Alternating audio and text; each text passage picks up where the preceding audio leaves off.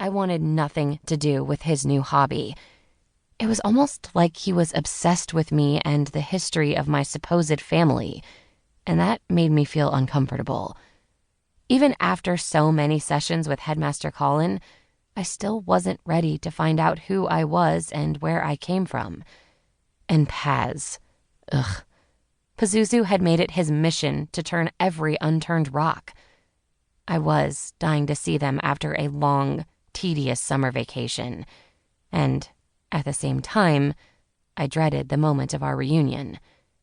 My phone buzzed, and I pulled it out of my pocket to glimpse the screen. A smile tugged at my lips. Ms. You Goddess, take care, MK. GC had no respect for grammar or spelling when he texted. Sometimes I didn't even understand what he was saying. It was a good thing Pazuzu was online 24/7 to translate. Idiot. Learn how to spell. Angry emoji. Dearie. Heart emoji. Do take care, though. You shouldn't have gone alone. I rolled my eyes. Maybe creating a group text for me, Paz, and GC hadn't been my most brilliant idea. I'll be fine, guys. Chill. A bunch of heart emojis from Paz, too many kiss emojis from GC, and a fuck ton of poop and angry emojis they exchanged between themselves. I switched my phone off. Paz had spent his summer vacation in hell, at his mom's place, and GC had traveled to Egypt, India, Thailand, and a bunch of other places with Andromeda and Apis Sr. When he didn't travel, he lived on his parents' luxurious boat. Oh, how I wished I'd gone with him. Andromeda had invited me, in fact, but I was forced to refuse. For one, Pazuzu would have never let me hear the end of it if I spent the summer with GC and his family.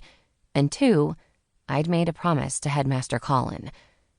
The diner was in sight, just across the street. I chewed on my lower lip anxiously, not feeling quite ready to face my mom. My adoptive mom, that was.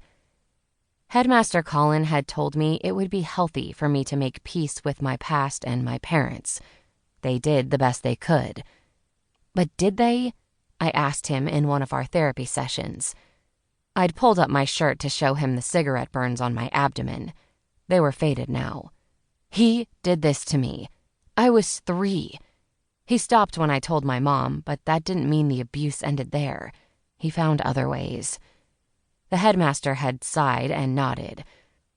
I know this is hard to accept, but whatever he did to you, it was never personal.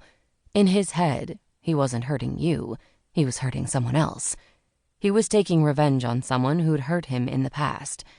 You were just a reminder of that pain. That makes no sense. I'm not his daughter, and I'm not my mother's daughter.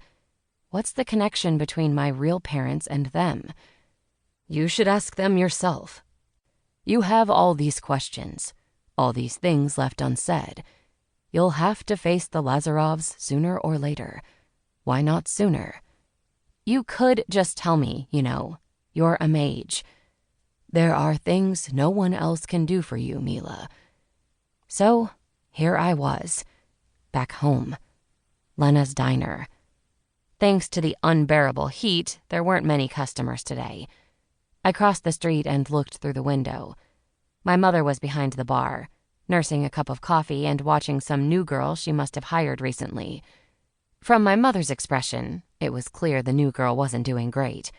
But it wasn't like she had many options. People didn't exactly flock to get a job at Lena's.